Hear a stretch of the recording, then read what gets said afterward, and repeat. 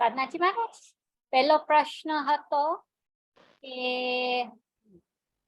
હા ખોલું છું કે પેલા બે શ્લોક ને સાઈડમાં રહેવા દેવાના, પણ કલ્યાણ મંદિર ને ભક્તામણ સ્તોત્રમાં તો કેટલા પેલી દુતી બે કલ્યાણ મંદિર ને ભક્તામણમાં શ્લોક છે કે જેમાં આચાર્ય ઈ વાત કરે છે કે કેટલું ઇમ્પોસિબલ ટાસ્ક છે સ્તુતિ કરવાનું?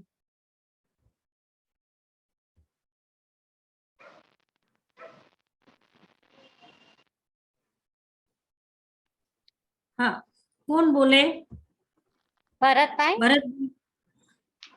મતાન વંદા સાધનાજી મહારાજ સાતામાં છો? हाँ हाँ हाँ હાજી. બંને કલ્યાણ મંદિરમાં અને ભક્તામણ સૂત્રમાં બંનેમાં શ્લોક 3, 4, 5 અને 6 ઈ બધા એમ બતાવે છે કે ભગવાનની સ્તુતિ કરવા કદાચ હું સમર્થ નથી.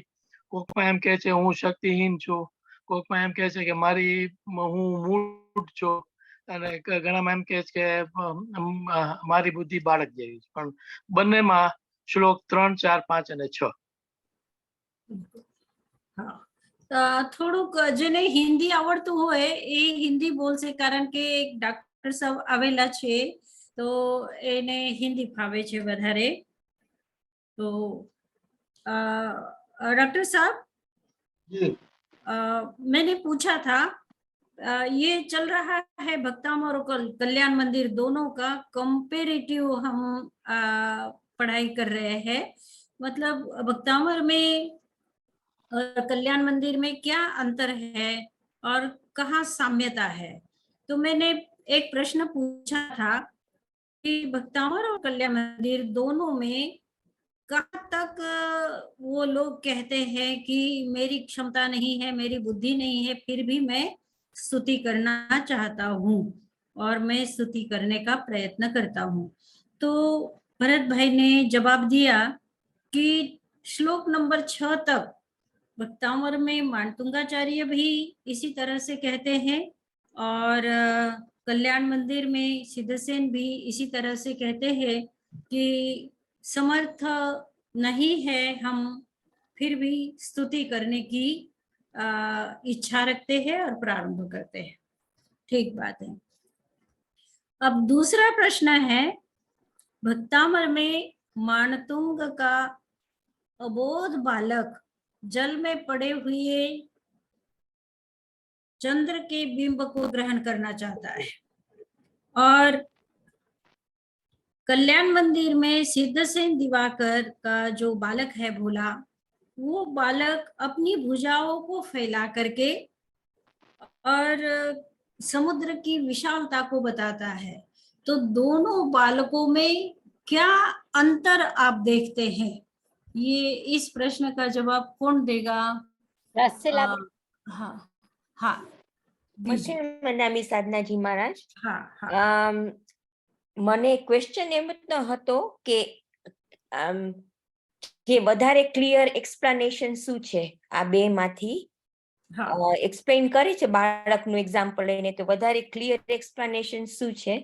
તો મારા પ્રમાણે આચાર્ય સિદ્ધસેન દિવાકરજી સુરીજી મહારાજે જેણે કલ્યાણ મંદિરમાં સમજાવ્યું છે કે બાળક એના બે હાથ પોળા કરીને આખું સમુદ્રનું કે અવડો મોટો સમુદ્ર છે એમ એક્સપ્લેન કરે છે, એટલે ઈ ક્લિયર લાગે છે. કે એનો રીઝન છે કે મારી એ શક્તિ એટલી બધી નથી, પણ મારી શક્તિ પ્રમાણે હું આ સ્તુતિ લખીશ. વેરેઝ ભક્તામણમાં આચાર્ય માનતુંગજી મહારાજે જ્યારે નાનકડો બાળક વિચાર કર્યા વગર પ્રતિબિંબ ઓલા ચાંદાનું પ્રતિબિંબ પકડવા જાય છે, તો એનો અર્થ એમ લાગે કે હું વિચાર કર્યા વગર સ્તુતિ લખીશ, પણ વિચાર તો કરે છે કે મારે સ્તુતિ લખવી છે. એટલે મને લાગે છે કે કલ્યાણ મંદિરનું એક્સપ્લેનેશન ક્લિયરર છે મારા પ્રમાણે. રીટાબેન તમે શું કહો છો? તમે મને પૂછો છો સાધનાજી મહારાજ? हाँ हाँ हाँ हाँ મને એવું લાગે છે કે એકચ્યુઅલી हिंदी बोली શકશો? नहीं, अच्छा ठीक। नहीं, थोड़ा बहुत समझ जाता हूँ, मैं थोड़ा समझ हाँ, जाता हूँ। समझ रहे हैं ना? हाँ ठीक है। हाँ हाँ, हाँ, थोड़ा बोलो। थोड़ा समझ लेता हूँ बीच में वहाँ पे। हाँ बोलो રીટાબેન બોલો। મને એવું લાગે કે આપણે જ્યારે આચાર્ય માંતુંગ કહે છે કે બાળક વિચાર વગર મૂન ને પકડવા જાય છે, રિફ્લેક્શન ઓફ ધ મૂન ને પકડવા જાય છે, મને ઈ વધારે કનેક્ટ થાય છે, કારણ કે મને થાય કે આપણે વિચાર નથી કરતા પણ આપણને ભગવાનને આપણા મનમાં રાખવા છે, કે ભગવાનના ક્વોલિટીઝ આપણને આપણે વિચાર કરીએ છીએ, ઇવન તો ઇટ્સ નોટ પોસિબલ પણ આપણે કરીએ છીએ, તો મને એવું લાગે છે। हाँ कीर्तिबेन તમે? हम अपनी नादानता दिखा रहे हैं महाराज साहब उसमें। हाँ हाँ हाँ हाँ बोलिए हम डॉक्टर अपनी साहब। नादानता दिखा रहे हैं कि हमें इतनी भी हमें ज्ञान नहीं है कि हम बिंब को पकड़ने की कोशिश कर रहे हैं, चंद्रमा के बिंब को। हाँ ठीक हम बात। अपने को भगवान के सामने इतना वो दिखा रहे हैं, नादान दिखा रहे हैं। भगवान हम हालांकि कोशिश कर रहे हैं, असंभव को हम संभव करने की कोशिश कर रहे हैं, पर संभव नहीं हो सकता, परंतु आपकी स्तुति से संभव हो जाएगा। ठीक ठीक। हाँ कीर्तिबेन તમે શું કહો છો? મથેણ વંદામી સાધનાજી મારા સાતામાં છો। મેં એમ લખ્યું હતું સિદ્ધસેન આચાર્યનું બાળક, બીકોઝ એના કાયાથી એ સમુદ્રનો વિસ્તાર બતાવે છે ને ઓલામાં એની બાલ બુદ્ધિ ને બુદ્ધ લાઈક રીતાએ કીધું કે એમને બોલી જ જાય છે, લાઈક ઓકે આપણે એવી રીતે જ કરીએ છીએ, પણ આમાં જે તમે જેવી રીતે ક્વેશ્ચન મૂક્યો તો ક્લેરિટી કેમાં છે વધારે, તો ક્લેરિટી એમ આમાં મને વધારે લાગે છે કે બાળક એના વિસ્તારથી એ સમુદ્રને બતાવે છે કેટલો વિસ્તાર છે એના ભુજાથી, એટલે મને સિદ્ધસેન આચાર્યનો। हाँ जी हाँ। કોણ છે? ચંદાની ચાંદનીબેન? ચાંદનીબેન हाँ। મથેણ વંદામી સાધનાજી મહારાજ, हाँ हाँ મને માંતુંગ આચાર્યનું જે ચાઇલ્ડ નું છે ને એ વધારે લાગે, કારણ કે એમાં ચાઇલ્ડ હેઝ ઇનોસન્સ અને સરળતા, જે બાળકમાં સરળતા અને ઇનોસન્સ જે છે ને એ ભગવાનના પગમાં એકદમ સમર્પણું જેવું લાગે છે એમાં, તો એ વધારે લાગે છે માંતુંગ આચાર્યનું, કે હું પણ એકદમ સમર્પણ થઈને કરું સ્તુતિ। એક વાત છે। અચ્છા હા જી। બીનાબેન એમાં શું કહે છે? મથેણ વંદામી સાધનાજી મહારાજ સાતામાં। હા જી।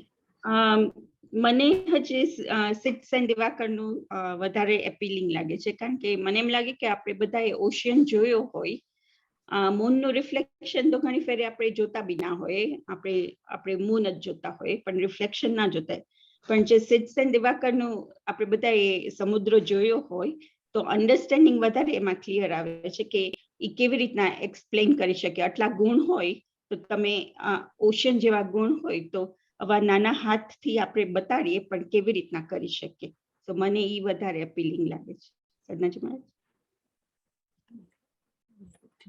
यानी दोनों ही उदाहरण अपनी जगह पर, मतलब अगर हम अपनी बुद्धि से तुलना कर रहे हैं, लेकिन दोनों आचार्य के लिए दोनों ने जो उदाहरण दिया है अपनी जगह बिल्कुल फिट बैठते हैं।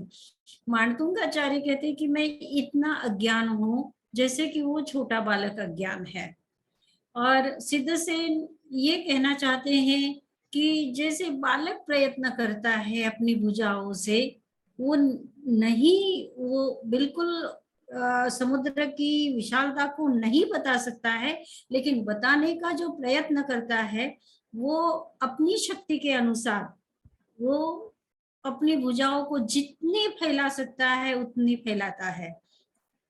तो इस तरह से सिद्धसेन दिवाकर भी ये कहना चाहते हैं कि मैं जितनी बुद्धि मेरी है, जितनी शक्ति मेरी है, जितनी भक्ति मेरी है, उसके अनुसार मैं स्तुति करना चाहूंगा।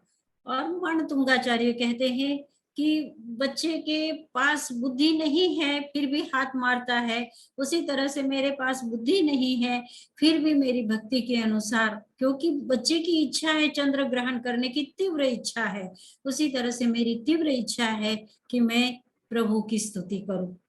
और इस तरह से दोनों ही अपनी जगह पर एकदम परफेक्ट है। अब तीसरा प्रश्न है, क्या रीटा बेन एक्सप्लेन करोगी तीसरा प्रश्न?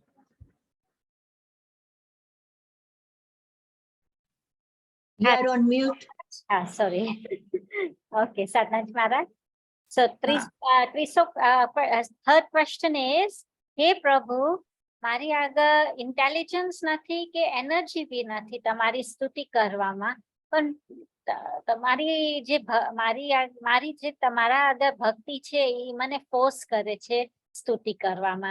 क्या આચાર્યએ આ કહ્યું અને એક્ઝામ્પલ ક્યુ આપ્યું હતું?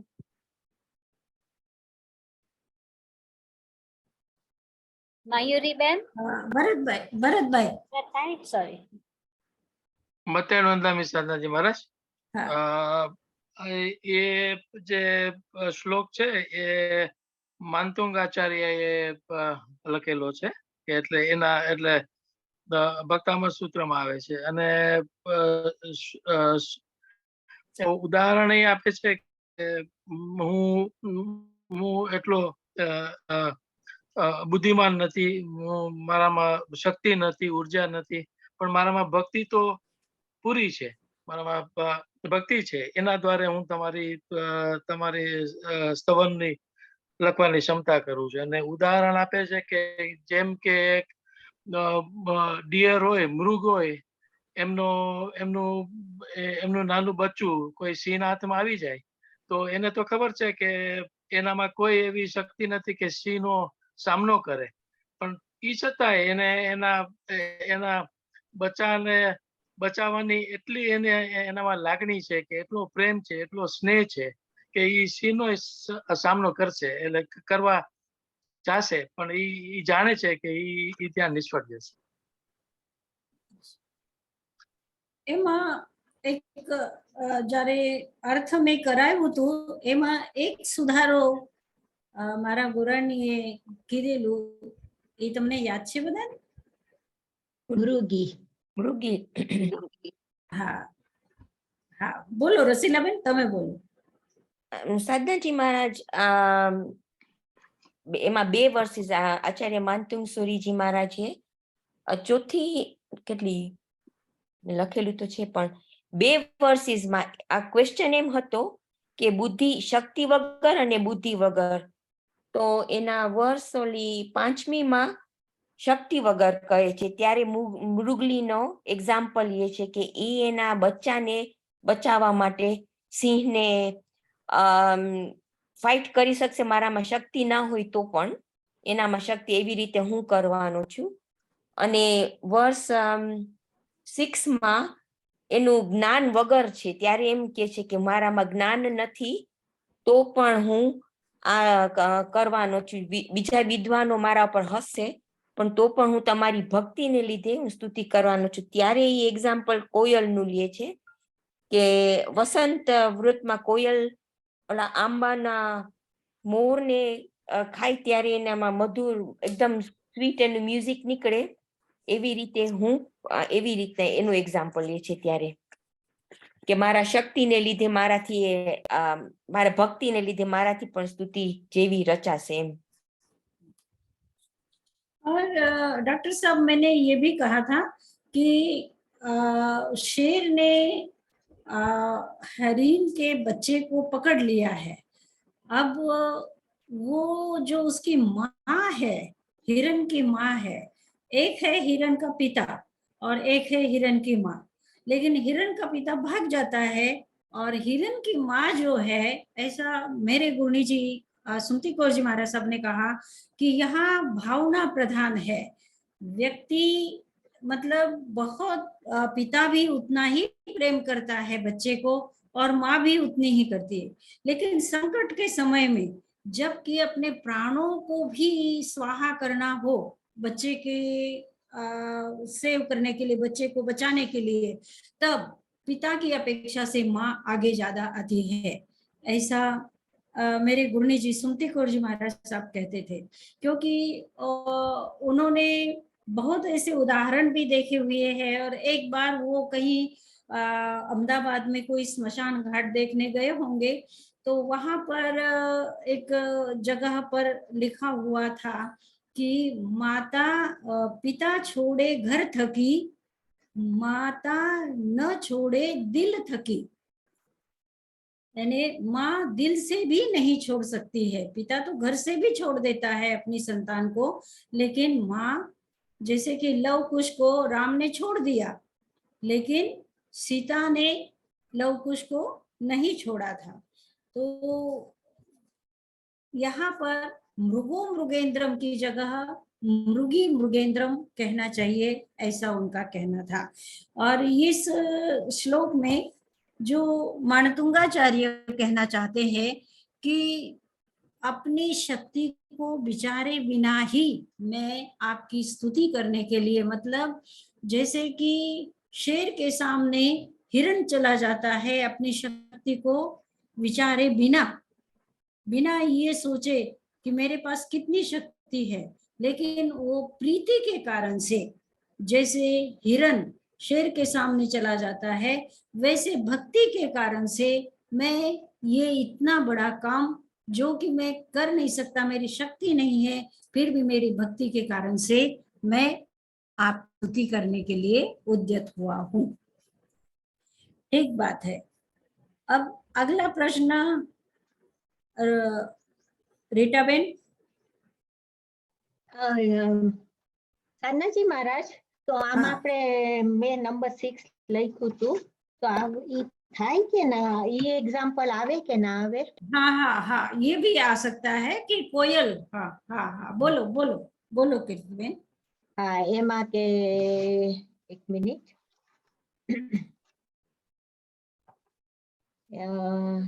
એમાં એમ છે કે પક્ષીઓ, એમાં પક્ષીઓનો સોરી, ઈ તો સીધસેનનું છે, પણ આમાં એમ છે કે ભક્તામરનો નંબર 6 કે જ્યારે વસંત ઋતુ હોય ત્યારે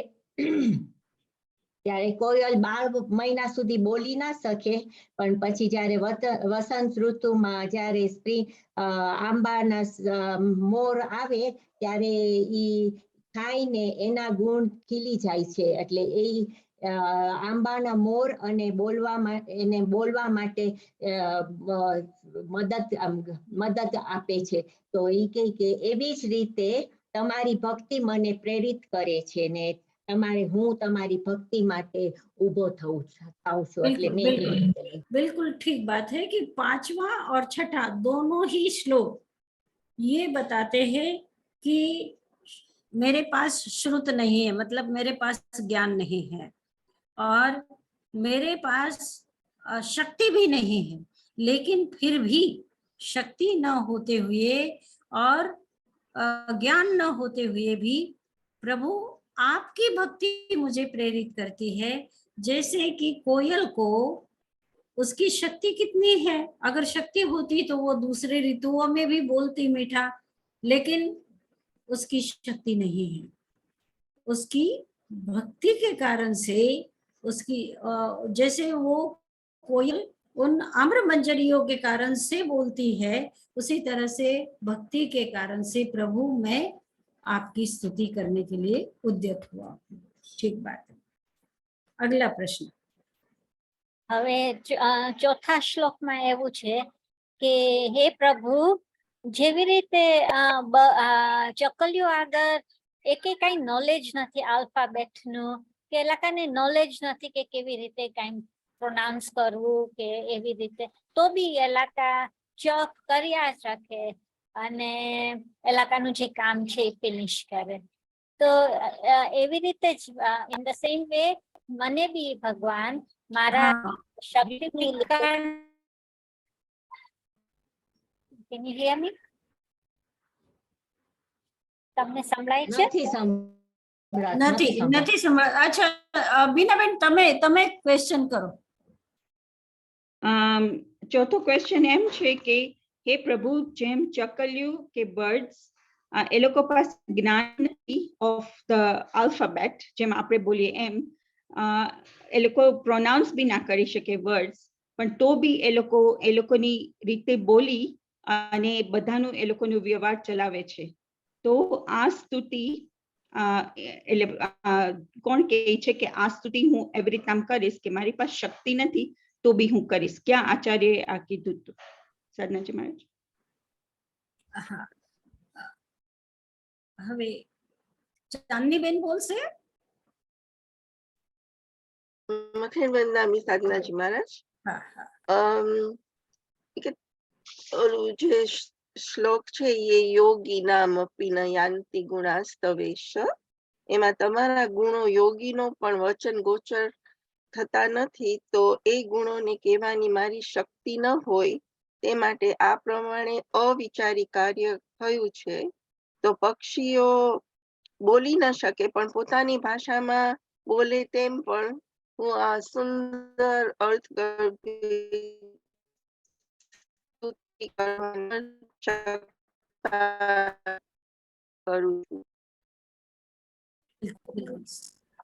એને હજી વધારે રસીલાબેન તમે કંઈક કહી શકશો?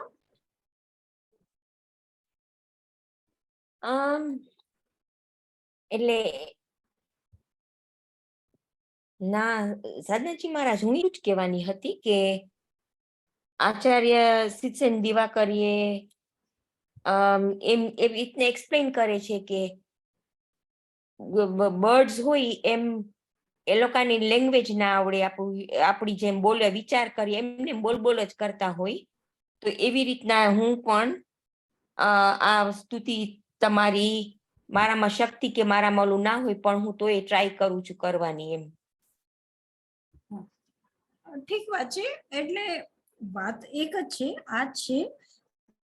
અને કહેવામાં આવે છે સિદ્ધસેન દિવાકર, તમને ખબર હોવી જોઈએ કે સિદ્ધસેન દિવાકર અત્યંત વિદ્વાન છે. આપણા શાસ્ત્રોનું ગહન અધ્યયન એને કરેલું છે અને એવા મોટા મોટા ગ્રંથો લખેલા છે કે એ ગ્રંથોને વાંચવા માટે વિદ્વાન લોકો પણ એક કમ્પ્લીટ પેરેગ્રાફ એક વખતમાં ન કરી શકે એવા ગ્રંથો એને લખેલા છે. એટલા વિદ્વાન, એટલા પંડિત હોવા છતાં પણ એ એમ કહેવા માંગે છે કે પ્રભુ તમારા સામે તો હું એક પક્ષી જેવું છું, એક જેને કોઈ બોલવાની કે આપણી ભાષાની શુદ્ધિની એને કઈ જ આવડત હોતી નથી, છતાં પણ જેવું પણ બોલે એવું બોલીને એ પોતાનો વ્યવહાર કરી લે છે.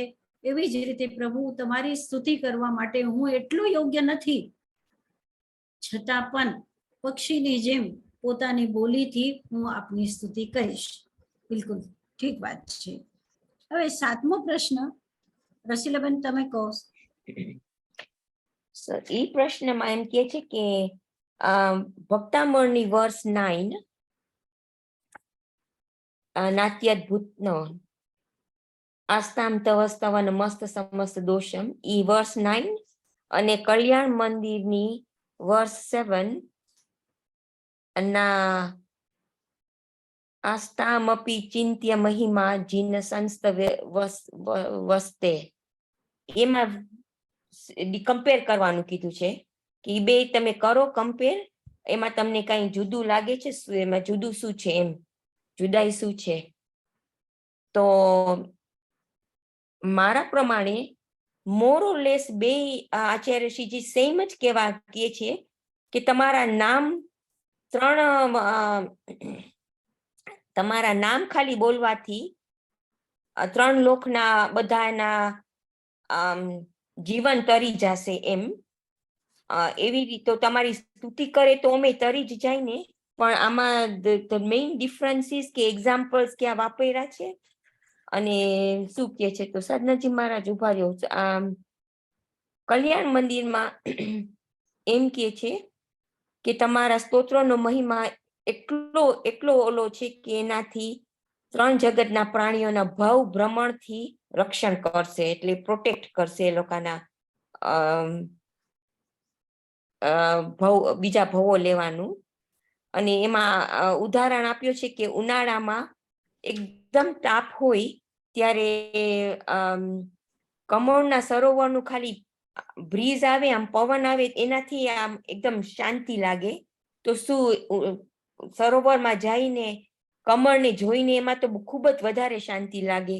એવી જ રીતે તમારા નામ માત્ર ગ્રહણ કરવાથી પ્રાણીઓનું ભવ ભ્રમણ દૂર થાય.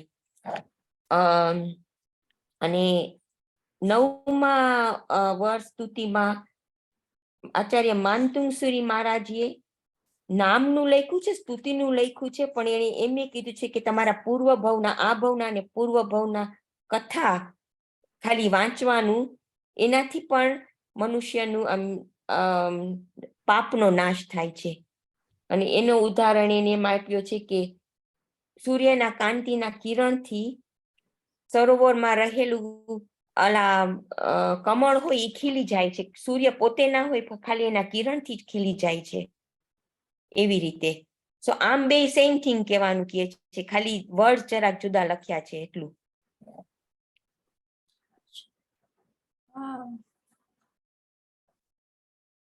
બીનાબેન, એમાં કઈક તફાવત લાગે તમને? જેમ રસીલાબેન કીધું એમ જ છે. મને બીજી તફાવત નથી ખબર, નથી લાગતી. એટલે હા, નિશ્ચિત વાત છે કે બેયનું કહેવાનું એ છે કે પ્રભુ તમારી સ્તુતિ તો દૂર, સ્તુતિ કરે તો નિશ્ચિત જ બધા પાપોનો નાશ થાય. એમાં કોઈ અચિંત્ય મહિમા છે. કલ્યાણ મંદિરમાં સિદ્ધસેન દેવાકર એમ કે છે કે પ્રભુ તમારા સ્તુતિની જે મહિમા છે એ અચિંત્ય છે, એટલે અમારા જેવા તો એનો વિચાર પણ ન કરી શકે એટલી બધી મહિમા છે.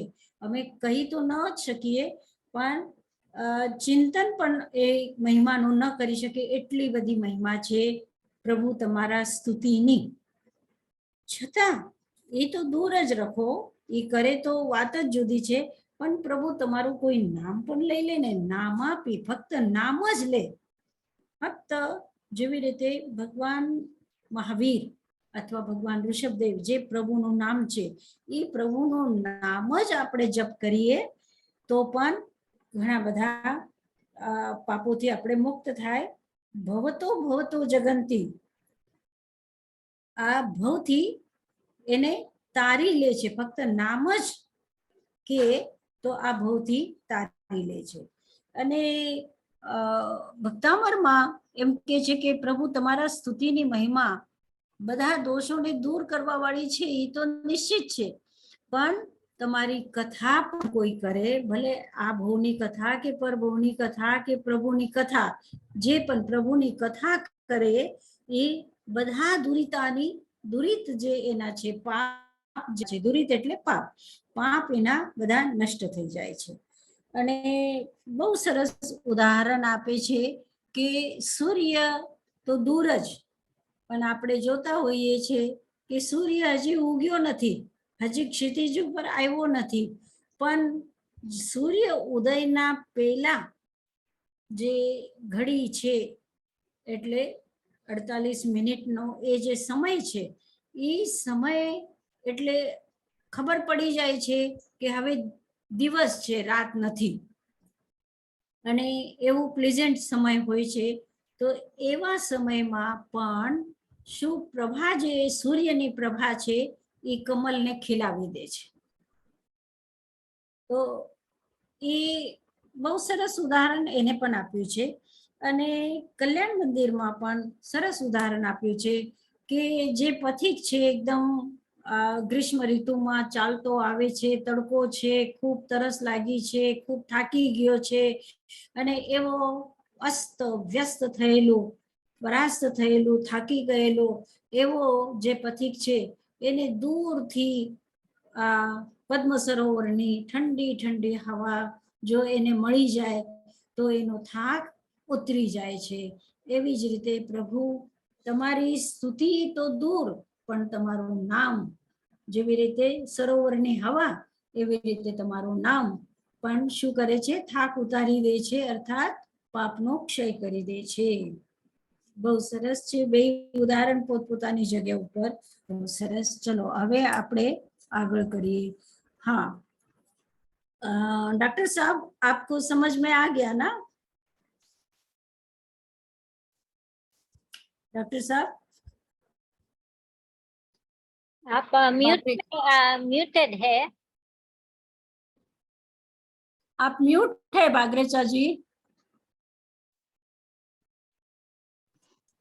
ये जो कल्याण मंदिर में कौन से नंबर का श्लोक है? यानी ये भक्तामर में जो श्लोक है 9 नंबर का, और कल्याण मंदिर में 7 नंबर है. 7. ठीक ठीक. तो दोनों का मतलब अर्थ प्रायः एक है, उदाहरण अलग अलग है. अब हम लोगों ने 12 श्लोक दोनों के कर लिए हैं, कल्याण मंदिर के और भक्तामर के. ठीक है, आज 13मो श्लोक છે ને?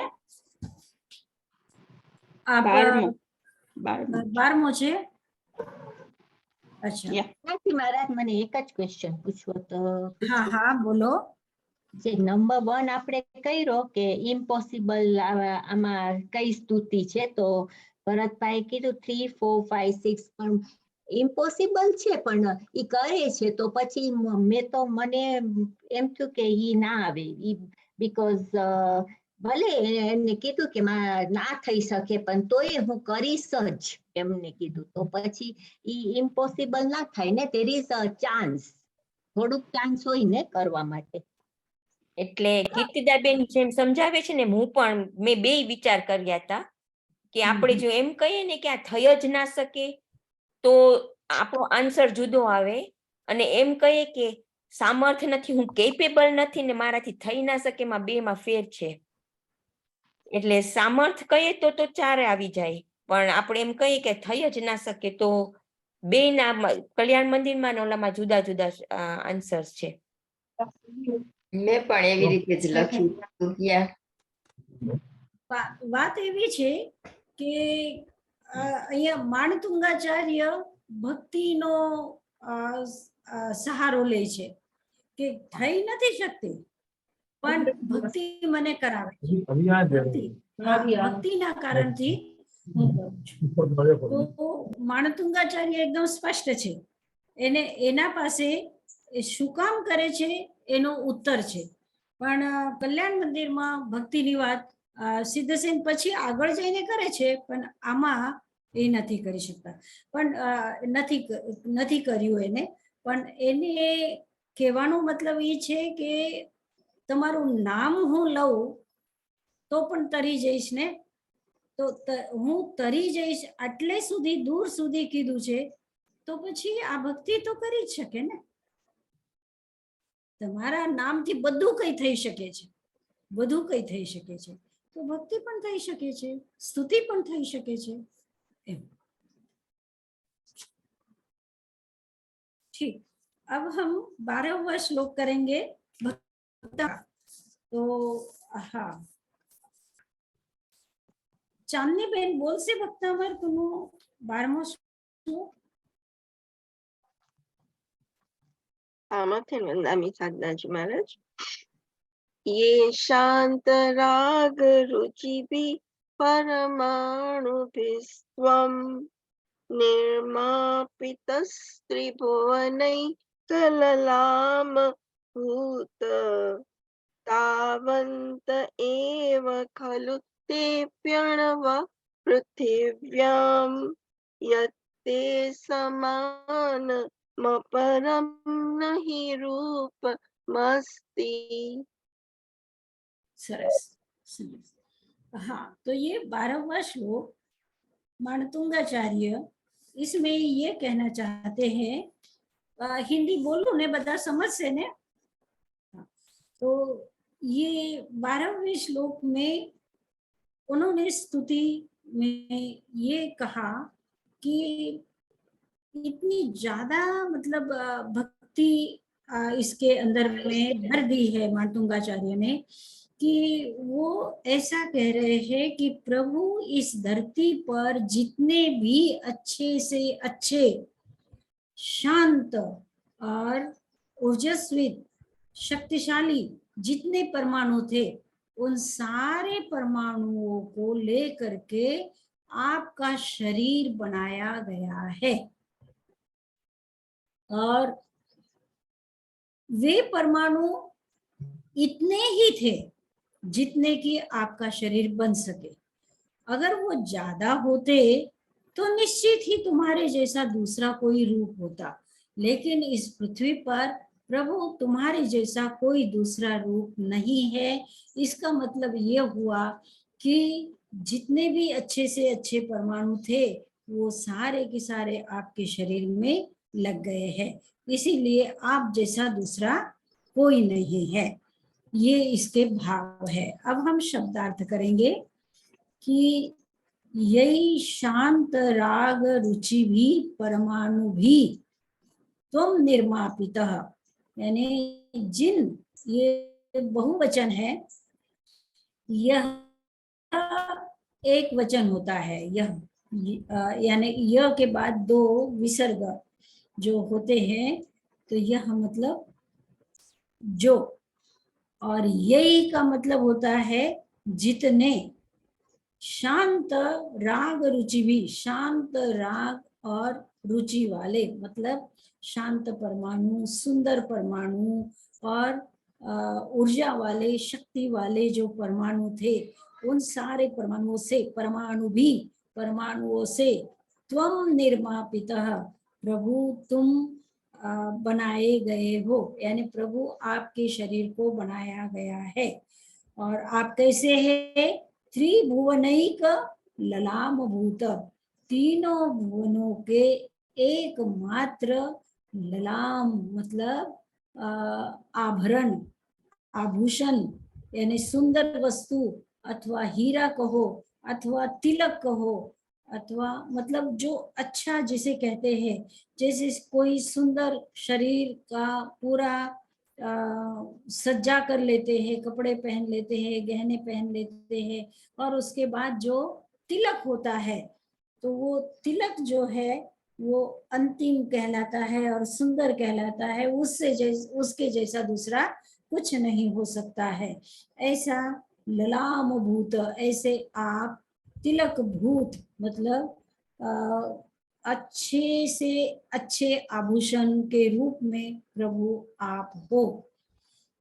और तावंत एव, उतने ही, खलु निश्चित रूप से, अनवह ते अपि अनवह, वे अनु भी, पृथिव्याम पृथ्वी ऊपर, तावंत एव उतने ही थे। अब उसका कारण बता रहे हैं कि ऐसा मैं क्यों बोल रहा हूँ, ऐसा मैं क्यों कह रहा हूँ कि उतने ही परमाणु थे जिनसे आपका निर्माण हुआ है। तो कह रहे हैं, उसका एक तर्क दे रहे हैं कि यत, क्योंकि ते समानम, तुम्हारे जैसा, अपरम रूपम, दूसरा रूप, नहीं अस्ति, नहीं है। यानी माणतुंगाचार्य कह रहे हैं कि प्रभु जितने भी अच्छे से अच्छे परमाणु थे इस धरती पर, उन सब को लेकर के आपका शरीर का निर्माण हुआ है। और आप जो मतलब आपका निर्माण होने के बाद आप कैसे है, तो आप एकमात्र इस धरती के आभरण हो, आभूषण हो, और आपके समान दूसरा रूप इस धरती पर नहीं है। क्योंकि उतने ही परमाणु इस धरती पर थे जितनों से आपका शरीर बना। फिर से एक बार शब्दार्थ देख लो। यही शांत राग रुचि भी परमाणु भी, जिन शांत राग रुचि वाले परमाणुओं से त्वम निर्मापितः, तुम्हारा निर्माण हुआ है प्रभु, तावंत एव खलु, उतने ही निश्चित रूप से अणवः अणु पृथिव्याम, पृथ्वी ऊपर थे। यत्ते समानम, इसके कारण से तुम्हारे समान, अपरम दूसरा, रूपम नहीं अस्ति, दूसरा रूप नहीं है। कुछ पूछना है इसमें? किसी शब्द का अर्थ किसी को पूछना है?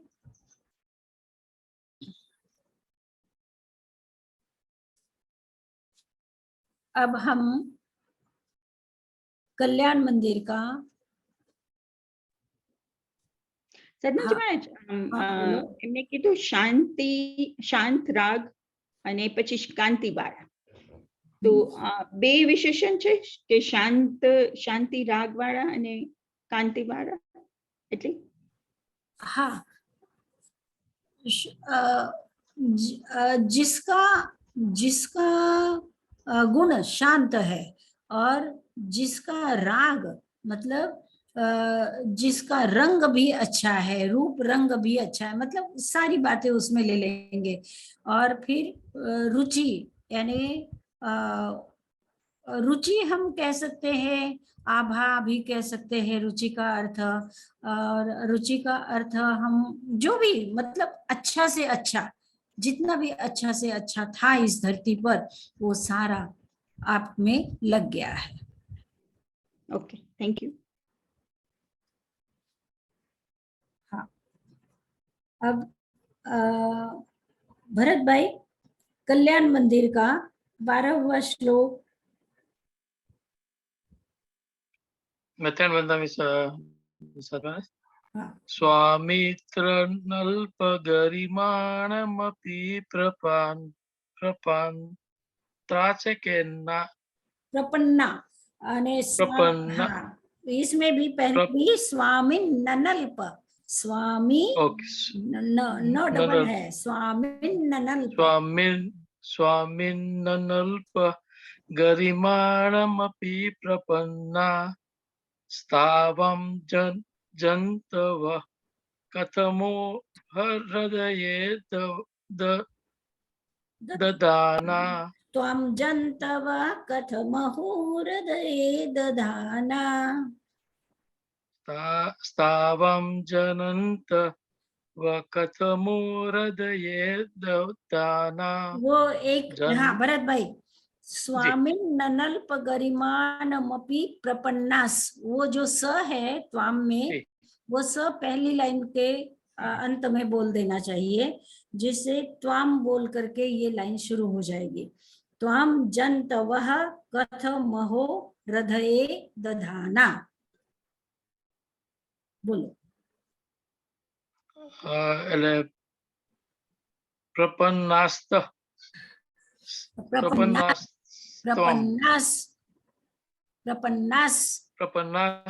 त्वम। फिर स निकल गया, फिर बोलो त्वम, त्वम, प्रपन्नास त्वम। हाँ, त्वम जन्तव कथमहो हृदये दधाना।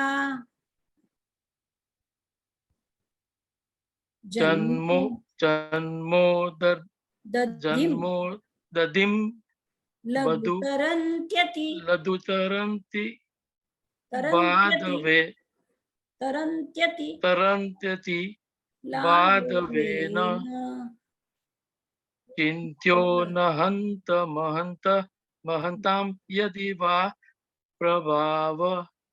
ठीक है, ठीक है। आप डॉक्टर साहब आप बोलेंगे?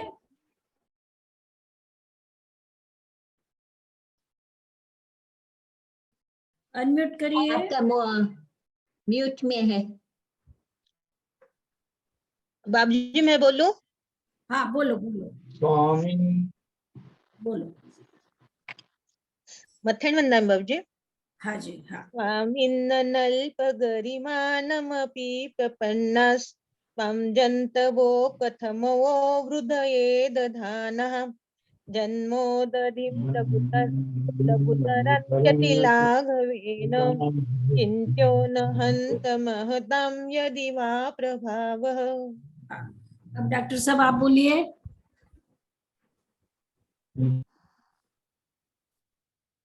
स्वामिन्नल्पगरिमानपि प्रपन्नास त्वां जन्तवः कथमहो हृदये दधाना जन्मोदधिं लघुतरन्त्यल्पिलाघवेन चिन्त्यो न हन्तमहतां यदि वा प्रभावः। थोड़ा शुद्ध करना पड़ेगा डॉक्टर साहब, थोड़ा थोड़ा जी, शुद्ध करना आज पहली बार पड़ेगा। पढ़ रहा हूँ हाँ माधव। जी, हाँ जी, हाँ जी, हाँ। कल्याण मंदिर पहली बार हाँ, पढ़ रहा ठीक हूँ। बात है। हाँ, तो अब इस 12वें श्लोक में जो सिद्धसेन दिवाकर कहना चाहते हैं कि प्रभु, यानी ये मतलब प्रश्न करके स्तुति की है, मतलब एक अलग तरह की ये स्तुति का एक अलंकार कहलाता है कि मतलब प्रभु की महिमा को कम करके भी ज्यादा बताना, तो वो एक अलंकार का।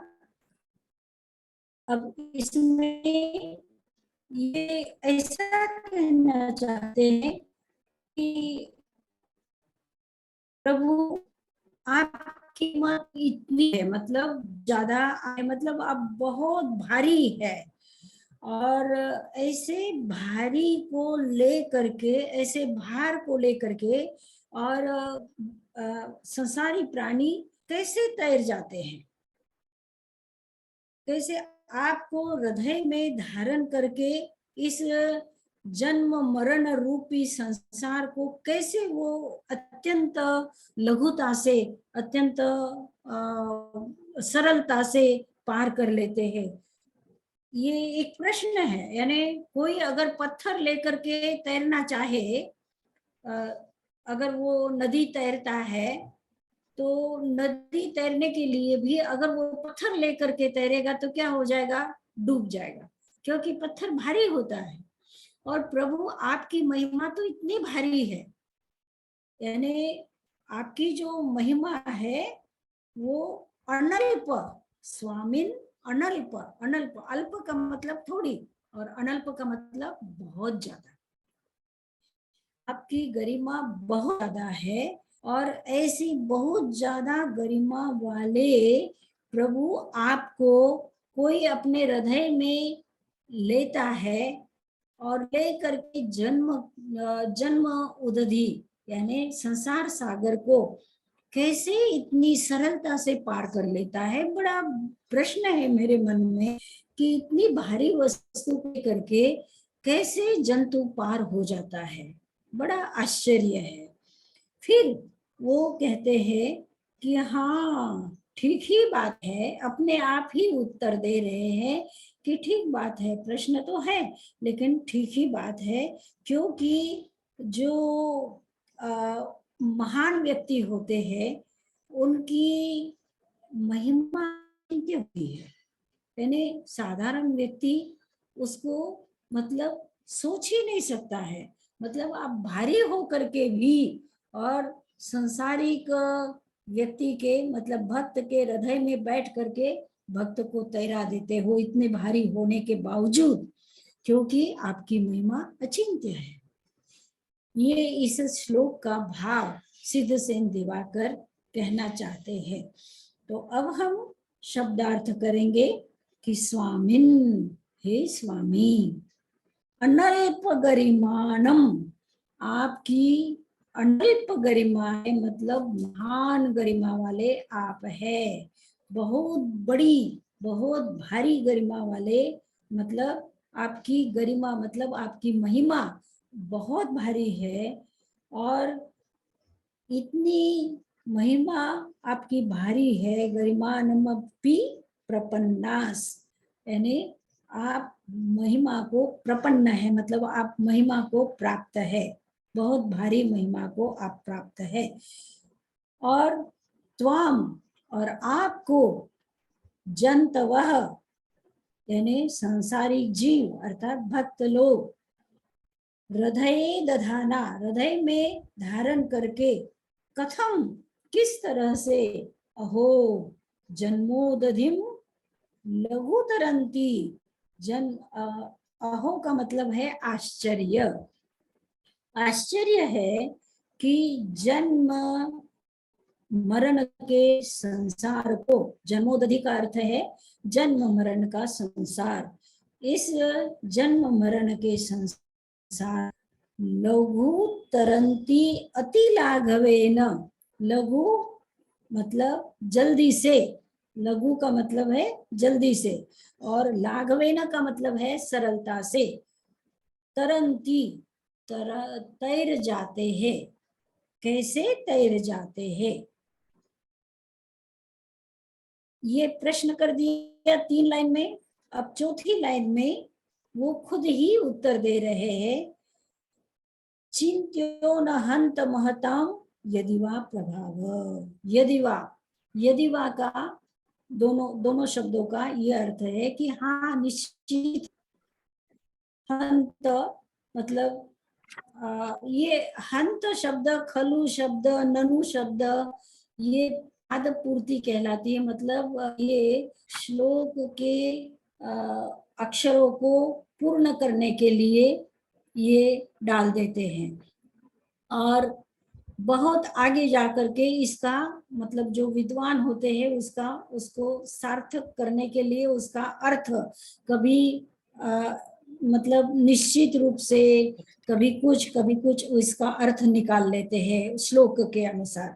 तो यहाँ हंत का अभी हम कुछ भी अर्थ नहीं करेंगे, लेकिन बाकी के शब्दों का अर्थ देख लीजिए कि महताम प्रभाव, महान व्यक्तियों का प्रभाव, चिंत्यो न, चिंतन यानी अचिंत्य है, यानी महान व्यक्तियों का जो प्रभाव होता है वो अचिंत्य होता है, इसलिए आप भारी वजन वाले होते हुए भी आपको हृदय में धारण करके भक्त लोग संसार समुद्र को पार कर जाते हैं।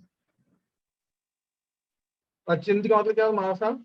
अचिंत्य यानी हम सोच नहीं सकते, यानी भगवान की महिमा को हमारा मन, हमारा चिंतन वहां तक पहुंच नहीं सकता है, इतनी महिमा प्रभु की होती है। एक बार फिर से देख लेते हैं, स्वामिन यानी ये संबोधन है, स्वामी मतलब हे प्रभु, अनल्प गरिमानम अपि प्रपन्ना, बहुत बड़ी महिमा को प्राप्त होने के बाद भी त्वाम प्रभु आपको, जंतवः ए संसारी जीव मतलब भक्त लोग, हृदय दधाना हृदय में धारण करके, कथम किस तरह से, जन्मोदधिम जन्म मरण रूपी संसार को, लाघवेन लघु तरंती सरलता से जल्दी ही तैर जाते हैं। अहो मतलब आश्चर्य है कि कैसे तैर जाते हैं, कथम कैसे तैर जाते हैं। फिर कहते हैं कि यदि हाँ निश्चित रूप से, महताम प्रभावः न चिंत्य, महान व्यक्तियों का प्रभाव अचिंत्य होता है, हमारा चिंतन वहां तक नहीं पहुंच सकता है, ऐसी महिमा प्रभु की होती है। ठीक बात है, कुछ पूछना है इसमें? साधना जी महाराज, हाँ एक प्रश्न છે મને કે हाँ। સોરી ઇન્ટરનેટ એટલું સરસ નથી અહીંયા, પણ આઈ હોપ તમને સંભળાય છે કે આમાં એમ કે છે કે ભગવાનમાં હૃદયમાં રાખીને આપણે તરી જાશું. ઈ ને ઓલામાં શું ફેર થયું? ઓલામાં બી આપણે એમ જ કીધું તું. ઓલું બીજું શ્લોક હતું જે ઉભા રહ્યો આવું જે શ્લોક હતો ત્વમ તારકો પ્રથમ ભવિનામ ત એવ. એમાં બી આમ એમ જ હતો કે એમાં એક્ઝામ્પલ આપે છે કે ઓલી બેગ હોય, લેધરની બેગ હોય ને આમ અપસાઇડ ડાઉન હોય તો એરની લીધે તરી જાય છે, ફ્લોટ થાય છે. આમાં બી આમ એમ જ કીએ છે, સિમિલર છે.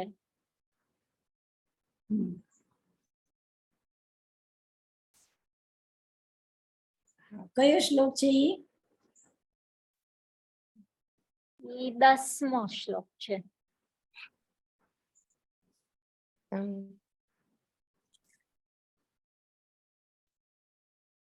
હા હા બિલકુલ ઠીક છે. હા, પ્રશ્ન તમારો બરાબર છે. તો એમાં બીજી રીત છે, એનો જે દૃષ્ટિકોણ છે બીજો છે કે હા, એમાં એમ કે છે કે પ્રભુ તમને હૃદયમાં ધારણ કરીને અને ભક્ત કેવી રીતે તરી જાય છે. 10મો શ્લોક છે કલ્યાણ મંદિરનો, બધા જોઈ લેજો कि रीटाबेन एम प्रश्न पूछे छे। रीटाबेन का प्रश्न है कि 10वें श्लोक में भी ये सिद्धसेन दिवाकर ये कहना चाहते हैं कि प्रभु आपको हृदय में धारण करके और किस तरह से भक्त तैर जाते हैं, क्योंकि आप तो इतने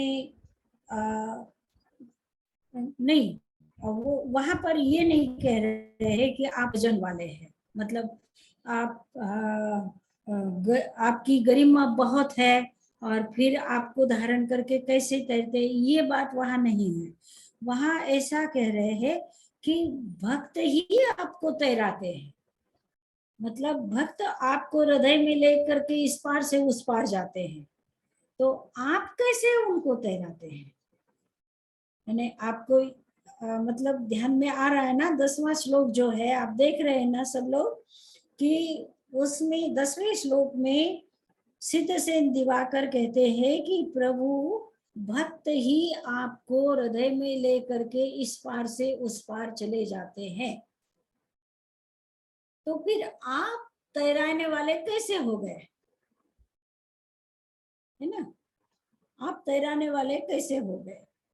आपको ही भक्त अपने हृदय में लेकर के इधर से उधर जाते, और फिर उसका उत्तर वो खुद देते हैं कि जैसे एक बैग होती है, लेदर बैग होती है, और उसके अंदर में हवा भरी हुई होती है, तो वो लेदर बैग इस पार से उस पार चली जाती है, डूबती नहीं है पानी में, लेकिन वो तैरती रहती है। कारण क्या है? कारण क्या है उसका तैरने का? कारण ये है कि उसके अंदर में भरी हुई हवा। उसी तरह से जब भक्त इस पार से उस पार होता है, तो वो अगर आपको हृदय में नहीं लेता, वो भक्त अगर आपको हृदय में नहीं लेता तो वो डूब ही जाता, लेकिन वो डूबता नहीं है, तैर जाता है। क्यों? क्योंकि आप उसके हृदय में हैं। तो दोनों में अंतर हो गया।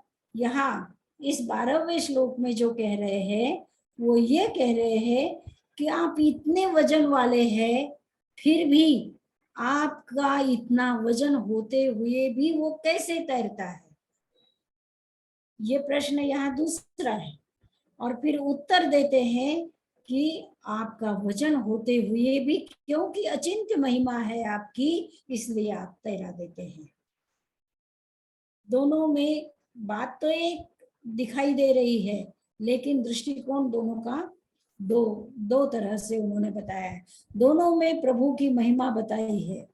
उसमें भी बताया है कि आपके कारण से तैरता है, बताया है कि आप अगर उसके हृदय में ना होते तो वो निश्चित डूब जाता, आप हृदय में है इसलिए तैर जाता है। और यहाँ ये बताया है कि आप इतने वजन वाले उसके हृदय में हो करके भी वो कैसे तैरता है, तो कहा कि आपकी अचिंत्य महिमा है।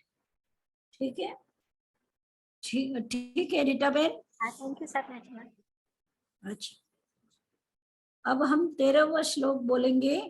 तो 13वां श्लोक कौन बोलेगा? कीर्ति बहन आप बोलो, इसी का कल्याण मंदिर का। हाँ,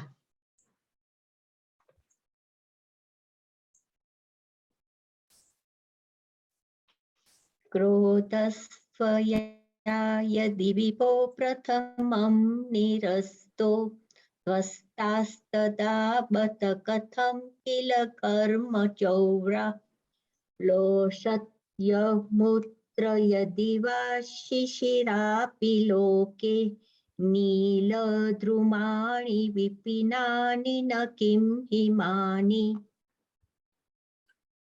बिल्कुल ठीक है, शुद्ध है आपका।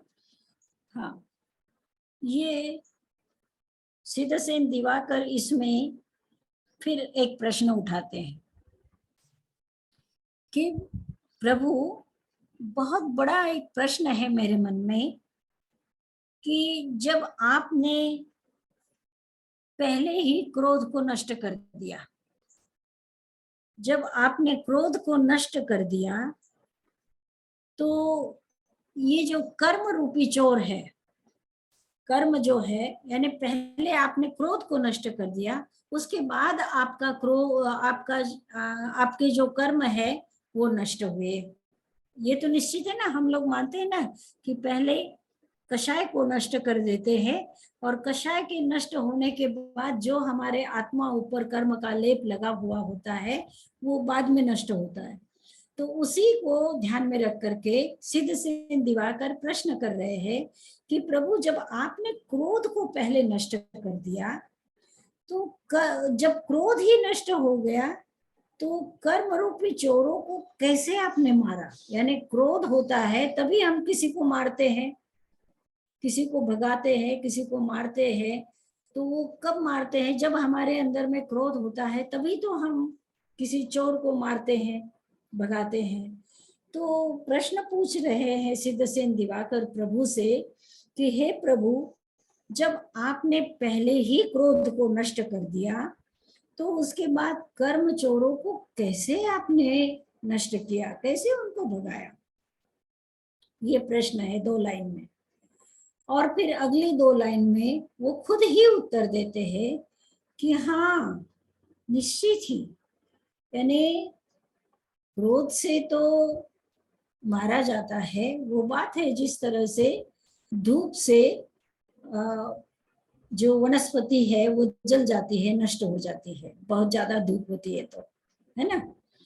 लेकिन शिशिर ऋतु में, यानी ठंडी ऋतु में जब बर्फ पड़ता है, तो उस समय में भी क्या हो जाती है, आपके लंदन में होता है ना, जब बर्फ पड़ता है तो क्या होता है, सारे पेड़ पौधे नष्ट हो जाते हैं, मतलब वो सारे पत्ते गिर जाते हैं, पीले हो जाते हैं, सूख जाते हैं, नष्ट हो जाते हैं। तो कह रहे हैं कि यानी क्रोध के नष्ट होने के बाद भी क्षमा से भी क्या होता है, कर्म नष्ट हो जाते हैं। क्षमा से भी कर्म नष्ट हो जाते हैं। ये उत्तर उनका है, ये भाव है। अब हम शब्दार्थ करेंगे। क्रोधस्त्वया यदि विभो प्रथमं निरस्तो। विभो, ये संबोधन है प्रभु का कि हे प्रभु, हे विभो, यदि क्रोध, यदि आपने क्रोध को, त्वया यानी तुम्हारे द्वारा, क्रोध को प्रथमं निरस्तो, पहले ही नष्ट किया गया, यानी आपके द्वारा पहले ही क्रोध नष्ट कर दिया गया। फिर कह रहे हैं बत कथम किल कर्म चौरा ध्वस्ता तदा, यानी तदा यानी उसके बाद, कर्म चौरा, कर्म रूपी चोरों को कथम ध्वस्ता, कैसे ध्वस्त किया, यानी जब आपके अंदर में क्रोध ही नहीं रहा तो कर्म चोरों को आपने ध्वस्त कैसे किया? ये प्रश्न है मेरे मन में कि प्रभु आप ऐसा कैसे कर सकते हैं कि जब क्रोध ही नष्ट हो गया, आपके अंदर में क्रोध ही नहीं रहा, तो फिर कर्म चोरों को कैसे नष्ट कर दिया आपने? ये प्रश्न है। फिर खुद जवाब देते हैं कि अमूत्र लोके, तीसरी लाइन में लोशत्यमूत्र है ना, तो अमूत्र एक तो परत्र शब्द होता है, जैसे आपने सुना है यत्र तत्र सर्वत्र, उसी तरह से अमूत्र एक शब्द है और एक परत्र शब्द है। अमूत्र का मतलब इस लोक में, लोक अमूत्र लोके, इस लोक में, शिशिरापि, ठंडी ऋतु में भी, नीलद्रुमाणि विपिनानि हिमानि किम न प्लोषति, ऐसा इसका मतलब अर्थ लगाना होगा कि इस संसार में हम देखते हैं कि नीलद्रुमाणि, नील नील ये हरे को भी नील कहते हैं संस्कृत वाले। नील, नील का अर्थ है हरे, द्रुम का अर्थ होता है वृक्ष, नीलद्रुमाणि यानी हरे वृक्ष, यानी हरियाली, हरे हरियाली वाले, हरे वृक्ष वाले, विपिनानी यानी जंगल, विपिन का मतलब जंगल, जहाँ बहुत ज्यादा पेड़ होते हैं वैसे जंगल, यानी पूरा का पूरा जंगल, क्योंकि कर्म बहुत है ना, इसलिए ज्यादा वृक्षों का उदाहरण दिया है उन्होंने कि नीलद्रुमाणि विपिनानी, यानी हरे भरे वृक्षों वाले जंगल, शिशिरा यानी शिशिर ऋतु में, ठंडी ऋतु में, हिमानी किम न प्लोषति, यानी हिम प्रताप जब होता है, बर्फपात जब होता है, तो क्या नहीं नष्ट कर देते हैं? अर्थात कर देते हैं, यानी बर्फ भी हरियाली को नष्ट कर देता है। उसी तरह से क्षमा भी क्या करती है? कर्मों को नष्ट कर देती है। यानी आप क्षमा भाव रखते हैं तो क्या होता है? आपके कर्म नष्ट होते हैं। तो यहाँ पर फिर से एक बार हम हर एक शब्द का अर्थ आप देखिए। क्रोधा त्वया विभो, हे प्रभो, त्वया तुम्हारे द्वारा, क्रोध प्रथमम निरस्तो, पहले ही क्रोध को आपने नष्ट कर दिया।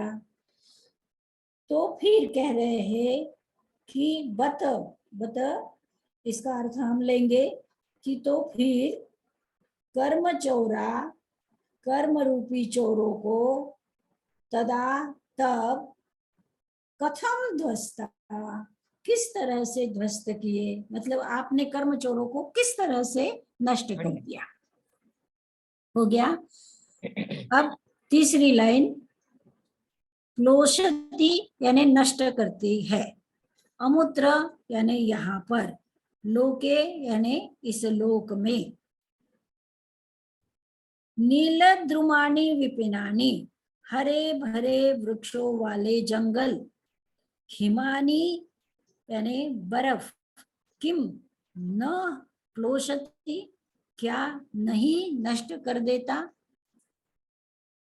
यानी हरे भरे वृक्षों वाले वनों को क्या हिम प्रताप यानी हिम प्रपात जब होता है, बर्फ जब गिरती है, तो ठंडी ऋतु में बर्फ गिरने के कारण से हरे भरे वृक्ष अमूत्र लोके, इस लोक में हम क्या नहीं देखते हैं कि प्लोषति नष्ट हो जाते हैं। प्लोषति का अर्थ नष्ट होना। तो इस संसार में जैसे हरे भरे वृक्ष हिम प्रपात से नष्ट हो जाते हैं, उसी तरह से क्रोध के नष्ट होने के बाद क्षमा से भी, क्षमा इसमें शब्द नहीं दिया है लेकिन हमको इसका अर्थ ग्रहण करना होगा कि क्षमा से भी क्या हो जाते हैं, कर्म चोर नष्ट हो जाते हैं। प्रश्न में तो उन्होंने ये जवाब नहीं दिया है, लेकिन ये इस जवाब से अर्थात अर्थ निकलता है कि क्रोध के नष्ट होने के बाद भी क्षमा से सारे कर्मों को नष्ट किया जा सकता है। ठीक बात है। कुछ पूछना है शब्दार्थ इसका? સાધનાજી મહારાજ મથેણ વંદામી હા. આમાં આમાં કોની આ કર્મોનું નષ્ટ કરવાની વાત કરે છે? ભગવાનના તો કર્મો નષ્ટ થઈ ગયા છે, તો ભગવાનને જ પૂછે છે કે ભગવાન પહેલા તો તમે ક્રોધ નષ્ટ કરી દીધું, તો તમારા બીજા કર્મ કેવી રીતે તો નષ્ટ તમારા જે કર્મો હતા એ કેવી રીતે તમે નષ્ટ કર્યા? ઓકે. અને પછી પોતે જ જવાબ આપે છે કે જેવી રીતે અહીંયા આ સંસારમાં હું જોઉં છું કે બરફ પડે છે અને બધા વૃક્ષો નષ્ટ થઈ જાય છે, તો મને હવે જવાબ મળી ગયો પ્રભુ કે તમે ક્ષમાથી બધા કર્મોને નષ્ટ કરી દીધા. અને અર્થાત અર્થ એ પોતે આપણને લેવાનું છે કે આપણે પહેલા ક્રોધ નષ્ટ કરવાનું છે અને પછી ક્ષમાથી આપણા બધા કર્મો નષ્ટ થઈ જશે. બરાબર છે, થેન્ક યુ. હવે હું છું કચ્છમાં અને રીટાબેન છે પાલિતાનામાં. તો હવે આ ત્રીજો પ્રશ્ન પત્ર મેં એમને આપ્યું કે નહીં? રીટાબેન આપ્યું છે તમને ત્રીજો? ના, હજી નથી આપ્યું. નથી આપ્યું. તો પછી હું તમને WhatsApp થી મોકલું તો તમે પછી એ લોકોને મોકલી શકશો? હા, મોકલી દઈશ. હા, ઠીક છે. તો ત્રીજો પ્રશ્ન પત્ર તમને રીટાબેન મોકલશે. અને હવે ભક્તામણનું બાકી છે ને? નંબર ટાઈમ થઈ ગયો છે તો ચાલશે ને? તમને વાંધો નહીં આવે ને? તો હું કરી દઉં ને તો કાલ નેક્સ્ટ વીક કરીએ. ઠીક છે, કરી દઉં. તમને બધાને તમારો અવાજ નથી આવતો. હા, નેક્સ્ટ વીક કરીએ, આવતા વીકે કરીએ. આવતા વીકે કરીએ. હા, ઠીક છે. તો હું મંગલ પાઠ આપું છું. નમો અરહંતાનમ, નમો સિદ્ધાનમ, નમો આયર્યાનમ, નમો વજ્જાયાનમ, નમો લોએ સવસાહુનમ. એસો પંચ નમોકારો સર્વ પાવપનાશનો મંગલાનંચ સવ્વેસિમ પરમં વૈ મંગલમ. ગુરુદેવ की आज्ञा चत्तारि मंगलम अरहंता मंगलम सिद्धा मंगलम साहु मंगलम केवली पन्नतो धम्मो मंगलम. चत्तारि लोगोत्तमा अरहंता लोगोत्तमा सिद्धा लोगोत्तमा साहु लोगोत्तमा केवली पन्नतो धम्मो लोगोत्तमो. चत्तारि शरणं पवज्जामि अरहन्ते शरणं पवज्जामि सिद्धे शरणं पवज्जामि साहु शरणं पवज्जामि केवलीपन्नं धम्मं शरणं पवज्जामि. चार शरणा दुख हरणा सुख करना और शरणान होय जो भवि प्राणी आदरे अक्षय अमर पद होय. ओम शांति शांति शांति. તો હું અહીંયા છું, તાઈ મહારાજ આગળ છું.